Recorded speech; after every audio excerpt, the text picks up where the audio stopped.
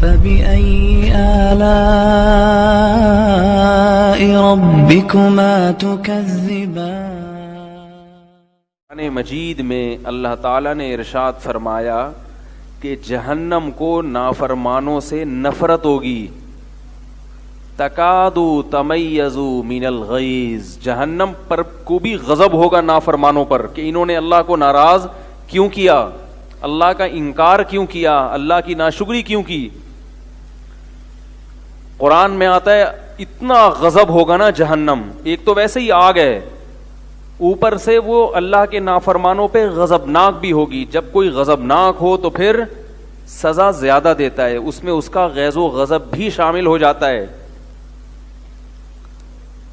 تو قرآن میں آتا ہے کہ جہنم خود غضبناک ہو رہی ہوگی اور اتنا غضب ہوگا کہ اس میں ایک چیخ و پکار ہوگی خود اس آگ کی، تپش کی اور اس کی ہولناکیوں کی۔ اور تکادو تمیزو من الغیظ، جب کسی شخص کو بہت غصہ آتا ہے تو ہمیں یہ ڈر ہوتا ہے کہ برین ہیمریج نہ ہو جائے، یہ پھٹ نہ جائے کہیں۔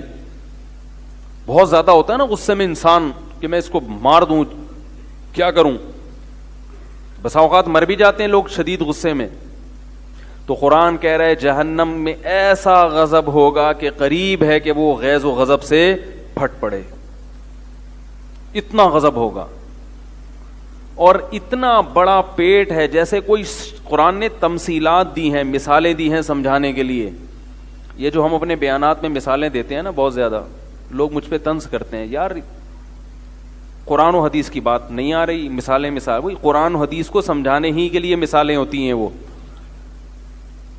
جو قرآن اور حدیث ہی کے کوئی ایک حدیث ہوتی ہے، پھر اس کو سمجھانے کے لیے مثالیں ہوتی ہیں۔ یہ مثالیں قرآن نے بھی بیان کی ہیں، احادیث میں بھی بیان کی گئی ہیں۔ مثال سے بات سمجھانا آسان ہوتا ہے۔ قرآن میں کتنی مثالیں ہیں، کتنی مثالیں ہیں۔ ضرب اللہ مثلا، اللہ ایک مثال بیان کرتا ہے، جگہ جگہ اللہ نے یہ الفاظ استعمال کیے ہیں۔ اللہ ایک مثال بیان کرتا ہے، تمہیں سمجھ میں نہیں آتی ایک مثال، اور مثال کے لیے قرآن و حدیث سے ہونا ضروری نہیں ہے۔ جیسے اللہ باہر کی مثالیں دیتا ہے نا، بھئی قرآن کو سمجھانے کے لیے قرآن ہی سے مثال دیں گے تو وہ تو بات نہیں بنے گی نا۔ مثال وہ دی جاتی ہے جو مارکیٹ میں چل رہی ہوتی ہے، کیونکہ لوگ اپنے ماحول سے، اپنے معاشرے سے مانوس ہوتے ہیں، ان کو وہی مثال دو گے تو بات سمجھ میں آئے گی۔ ابھی جیسے میں نے عاشق معشوق کی مثال دی نا، کہ بھائی پہاڑ کے کنارے پہ دیکھ رہا ہے، بول رہا ہے بھائی تو کچھ بول لے، ٹھیک ہے، کیونکہ ہم دونوں کی نگاہیں ٹکرا رہی ہیں تو میں بھی وہی چیز سنوں گا جو محبوبہ سن رہی ہے۔ تو یہ عاشق معشوق کی مثالیں مارکیٹ میں اس وقت سب سے زیادہ مناسب ریٹ پر، بہت ہی سستے ریٹ پر دستیاب ہیں، اس لیے یہ بہت جلدی سمجھ میں آ جاتی ہے۔ تو مثال ہمیشہ بات کو سمجھانے کے لیے ہوتی ہے۔ تو قرآن کیا میں کہہ رہا تھا، جہنم تو کوئی بولا تھا، جہنم بول رہے تھے، ہاں جہنم کا پیٹ بہت بڑا ہے۔ اب اس کی مثال قرآن نے جو دی ہے نا، یوم نقول لجہنم هل امتلأت وتقول هل من مزید، جہنم کتنا غضبناک ہوگی، اللہ ہم سب کو بچائے اس عذاب سے، اتنا غضبناک ہوگی نا نافرمانوں پر۔ قرآن نے اس کی مثال دی ہے کہ جیسے کوئی بھوکا ہوتا ہے نا، بھوکا کوئی درندہ ہو، بھوکا بہت زیادہ بھوکا ہو تو اس کو جب کوئی شکار ملتا ہے تو وہ اس کی رعایت نہیں کرتا، کہتے اور کھاؤ اور کھاؤ اور کھاؤ۔ تو اللہ نے جہنم کی وسعت کے اتنی بڑی ہے، کیونکہ لوگ یہ کہتے ہیں نا کہ یار اتنے سارے انسان جہنم میں جائیں گے تو یہ کہاں اتنی جگہ تھوڑی ہوگی، کیونکہ ہم جہنم کو گورنمنٹ کے جیل پر قیاس کرتے ہیں کہ یار حکومت کے پاس جیل میں بھی ایک محدود حد تک لوگوں کو رکھنے کی گنجائش ہوتی ہے، ایک محدود حد تک۔ تبھی آپ نے دیکھا ہوگا جیل بھرو تحریک بھی چلتی ہے۔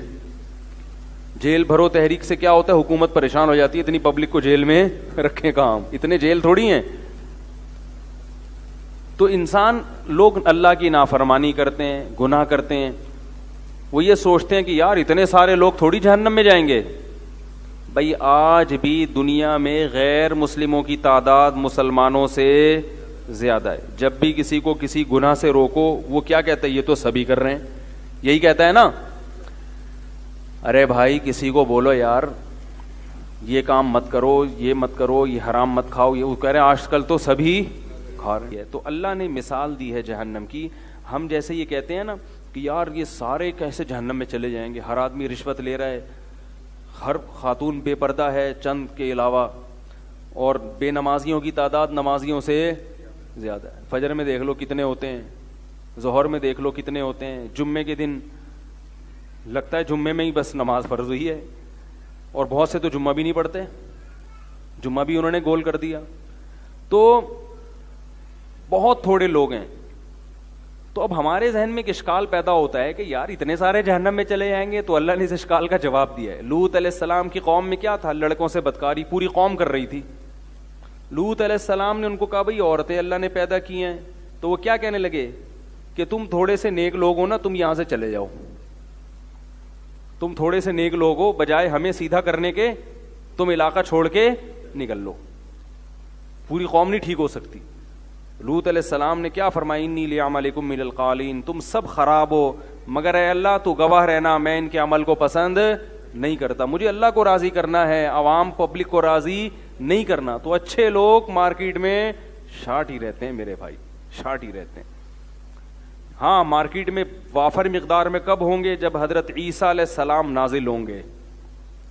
پھر احادیث میں آتا ہے کہ حضرت مہدی اور حضرت عیسیٰ علیہ السلام جب آئیں گے تو اچھے لوگ ہول سیل کے حساب سے دنیا میں, کیونکہ خیر غالب آ جائے گی, بلکہ خیر ہی ہوگی, شر بالکل دنیا سے